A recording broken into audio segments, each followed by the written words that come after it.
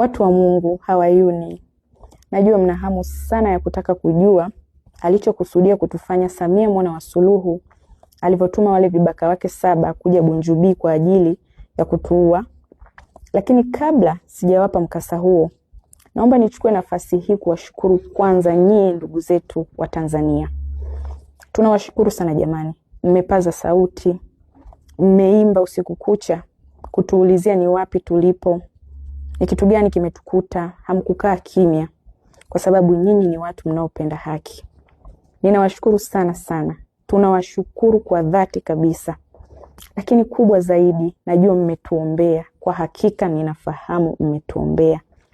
Mbali na kutuombea, mmepokea swala la kutuchangia fedha kama jambo rahisi sana. Na Januari hii ilivyo ngumu, lakini mkasema hapana, hatuwezi kuwaacha hawa. Ni lazima tuwashike mkono. Kwa hakika tunawashukuru sana. Tunamshukuru sana ndugu Mwaipaya na Nuruvazi kwa kuwa mstari wa mbele kwa shawishi wa Tanzania na kuwaeleza ni namna gani tunahitaji msaada huu. Najua wengi mnasubiri video yangu ya kuelezea ni kitu gani huyu dikteta alitaka kutufanya na hao vibaka wake 7 aliowatuma kuja kututeka Bunjubi. Nitafanya video isipotosha tutakwenda live.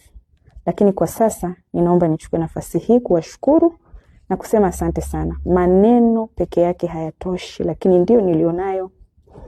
Asanteni mno mno mno, na Mungu awaongezee pale ambapo mnatoa. Mpaka wakati mwingine tena nitakapofanya video. Nawapenda sana. Stay safe and bye bye.